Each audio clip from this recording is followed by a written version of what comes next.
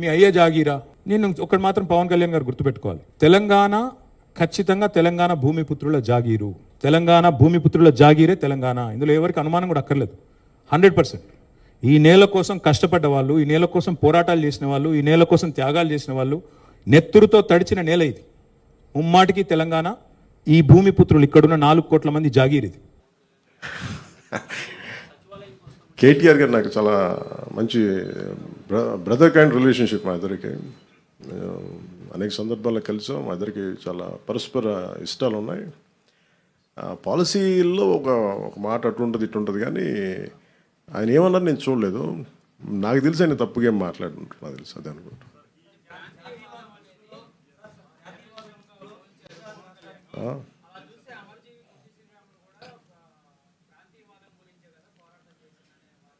అంటే మనం ప్రత్యేక రాష్ట్రం కోరుకోవటం వేరు, ప్రత్యేక రాష్ట్రం కోరుకోవటం వేరు. ఇప్పుడు అమర్జీ పొట్టి శ్రీరాములు గారు ప్రత్యేక రాష్ట్రం కోరుకున్నారు, తెలుగు ప్రజలు కావచ్చు, ఆంధ్ర ప్రాంత ప్రజలు కావచ్చు. దాన్ని ఆయన త్యాగం చేశారు అంతే. ఆయన కూర్చోబెట్టి గొడవ పెట్టలేదు. తెలుగు వాళ్ళందరికీ రాష్ట్రం కావాలని కోరుకోవటం వేరు, కానీ ఎక్కడ మిగతా వాళ్ళు రాకూడదు, అసలు అలాంటి దూషణ ఎక్కడ చేయలేదు. ఇది నేను అంటుంది ఏంటంటే, ఇట్స్ నాట్ అబౌట్ ఒక తెలంగాణ గురించో ఒక ఆంధ్ర గురించో కాదు. మీరు వెళ్ళే కొద్దీ విభజించుకుంటా వెళ్ళిపోతే, ఈ విభజన ఒక భూమికి మీరు సరిహద్దు వేయగలరు, కానీ మనసుల్లో వేసే ఈ విభజన ఈ వేర్పాటు చాలా కనిపించవు, చాలా లోతుకి వెళ్ళిపోతాయి. భవిష్యత్తులో మనం అద్భుతమైన అభివృద్ధి ఇవ్వలేకపోవచ్చు, కానీ మన కనీస ధర్మం ద్వేషం ఇవైతే ఇవ్వకూడదు కదా సమాజానికి.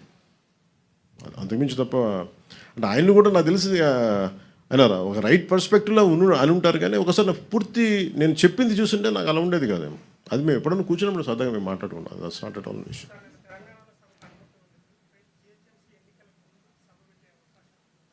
ఎంతకాలం ఆపుతారు సార్ ఎక్కడైనా సార్? ఇప్పుడు ఇలా అయితే మీరు నాకు తెలిసి తెలంగాణ అంతా కూర్చోబెట్టి, తెలంగాణ నిజంగా చెప్పాలంటే తెలంగాణ పోరాట స్ఫూర్తి చాలా ఎక్కువ. ఇప్పుడు నేను కూర్చోబెట్టి ఇక్కడున్న మా నాయకులు ఎవరు పోటీ చేయట్లేదు కదా, ఇక్కడున్న ఆంధ్ర నాయకులు ఎవరు ఎక్కడ వెళ్ళట్లేదు. అక్కడ కూర్చున్నది పూర్తి తెలంగాణ బోర్న్ అండ్ బ్రాట్, అది పూర్తి నేలబిడ్డలు, అక్కడ భూమిపుత్రులు. వాళ్ళు పోటీ చేస్తారంటే ఆపేది ఎవరండి? వాళ్ళు సభ పెట్టుకుంటారంటే ఆపేది ఎవరు? ఎంతకాలం ఆపగలరు? ఇస్ ఇట్ యాంటీ కాన్స్టిట్యూషనల్ కదా. ఈవెన్ తెలంగాణ పోలీసు కూడా అదే చెప్తారు కదా, ఒకరోజు ఆపగలరు, 2 రోజులు ఆపగలరు, కానీ అన్నా తెలుసు ఎక్కడ ఆప్ చేయలేరు, జరగదు కూడా. అది ఉన్న ఏదో ఒక మేబీ ఆ సందర్భం నాకు తెలిసి ఇది ఒక్కళ్ళు కూర్చొని చేసింది కాదు, ఏదో అది చిలికి గాలి వల్ల అయిందనుకుంటున్నాను. అంతకుమించి నిజంగా చెప్పాలంటే నేను అడిగారు మన ఛానల్లో కూడా, మన కొంతమంది జర్నలిస్ట్ సోదరులు కూడా అడిగారు, ఏదైనా కాన్స్పిరసీ ఉంటుందంటే ఏముంటుంది కాన్స్పిరసీ? ఏదో ఒకళ్ళు కూర్చోబెట్టి మాట్లాడి కాకపోతే దేనికి తక్కువ అంటుకుంటుందంటే, మన దేశంలో బతకడం మన హక్కు కదా. మన హక్కుని ఇప్పుడు నేను కూర్చోబెట్టి ఈరోజు ఆర్టికల్ 370 రద్దంటే నువ్వు కూర్చోబెట్టి కాశ్మీరీ పండితులు మీరు ఇక్కడి నుంచి వెళ్ళిపోండి అంటే అవన్నీ ఎటు తిరిగినాయి, ఎటు వచ్చినాయి? అలాంటి కొద్దిమంది మాట్లాడటం దేశానికి శ్రేయస్కరం కాదు. నాకేదో జరుగుద్దని కాదు, నాకేం జరుగుద్ది, నాకు దాని గురించి అసలు ఇబ్బంది లేదు. ద్వేషం విద్వేషాలకి ద్వేషాలకే ఒక ముగింపు పలకాలనే కదండి. విద్యార్థులు ఏం ద్వేషం ఉంటుంది, యువతలో ఏం ద్వేషం ఉంటుంది. ఇప్పుడు ఇందాక కలిసినప్పుడు వాళ్ళు కూర్చోబెట్టి ఇద్దరు భార్యాభర్తలు ఇద్దరు, ఒకళ్ళు నల్గొండ నుంచి, ఇంకొకళ్ళు ఇక్కడే మన గుంటూరు నుంచి, సంబంధ బాంధవ్యాలు ఉంటాయి, వ్యాపారాలు. నేను అది కూడా చెప్పాను. ఆంధ్రాకి వచ్చి ఎంతమంది 2014 నుంచి 24 దాకా, ఇప్పుడు నాకు తెలియదు కానీ నా కాంట్రాక్ట్స్ నేను చూడను, కానీ 14 నుంచి 24 దాకా ఎంతమంది తెలంగాణ కాంట్రాక్టర్స్ ఇక్కడ కాంట్రాక్టులు తీసుకున్నారు? అలాగే తెలంగాణలో ఎంతమంది ఆంధ్ర కాంట్రాక్టర్స్ అక్కడ కాంట్రాక్టులు చేశారు? నేనేమంటున్నానంటే, ఇవన్నీ మీరు జరుగుతున్నప్పుడు ప్రజల మధ్య ద్వేషం దేనికని అవి తీసుకురాకుండా అది ఒక కైండ్ ఆఫ్ రిక్వెస్ట్ అది సార్. నాకు నిజంగా తెలియదు సార్. ప్రాబ్లం నేను నిజంగా చెప్తాను కదా, నాకు మా వాళ్ళు పోరు పెడితే తెలియను సార్. నేను మా వాళ్ళు 12 సంవత్సరాల నుంచి అడుగుతున్నారు. నాకు తెలుసు వెళ్తే ఏదో ఒకటి అంటారు, మళ్ళీ నాకు ఎందుకు అని చెప్పి నాకు 12 సంవత్సరాలు వెయిట్ చేసిన తర్వాత, పుష్కర్ కాలం తర్వాత అంత ద్వేషం ఉండదని అనుకున్నాను. మా వాళ్ళని అడిగితే ప్రేమగా వెళ్ళాను. దానికి నాకు నిజంగా సభకి అనుమతి ఇచ్చుంటే చాలా ఈజీగా చిన్నగా అయిపోయేదేమో, నాకు అదే అనిపిస్తుంది.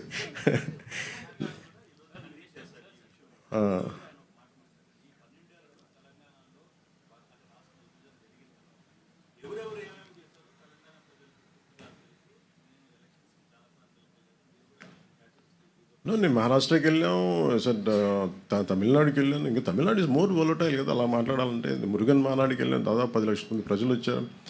I was the chief guest there.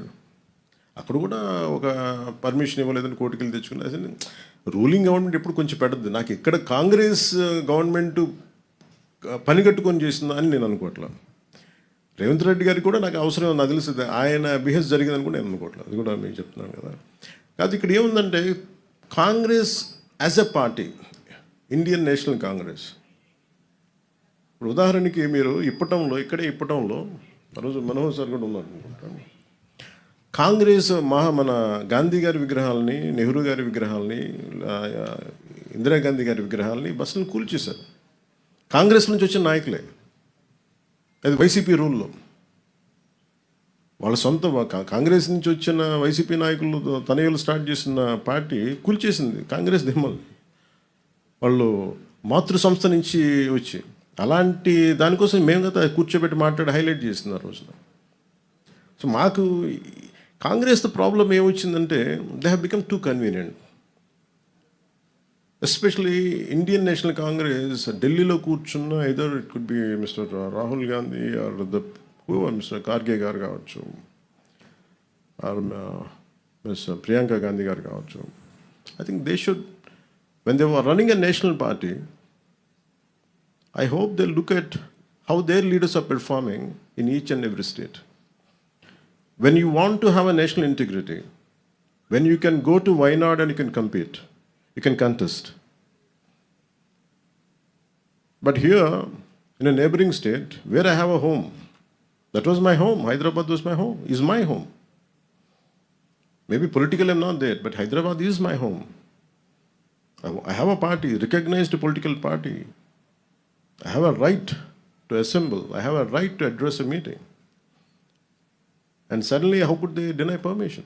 It's not something they had done, but as a policy, if Mr. Rahul Gandhiji has to speak so much about India, first let them correct their own mistakes in their own backyard. They are so shallow. Andhra Pradesh was their source of strength for Congress. They lost it. Andhra Pradesh was always a source of strength for Congress. They had lost it, not understanding it. Even మొన్న కూడా చెప్పాను, I'm never against division of Telangana and Andhra. Burgula Ramakrishna Rao గారు లాంటి మహానుభావులు తెలంగాణ రాష్ట్రానికి ముఖ్యమంత్రిగా ఉండి, నిజాంకి స్టేట్కి ముఖ్యమంత్రిగా ఉండి తెలుగు జాతి ఐక్యత కలిసి పాపం చేస్తే పాపం ఆయన త్యాగం చేశారు. నాకు తెలిసి ఆంధ్ర వాళ్ళలో కూడా అంత త్యాగం లేదు, అంత గొప్ప మహానుభావుడు ఆయన. సో ఇవన్నీ గుర్తిస్తూనే నేను నా రిక్వెస్ట్ ఏంటంటే, ఎస్పెషలీ ఫర్ కాంగ్రెస్,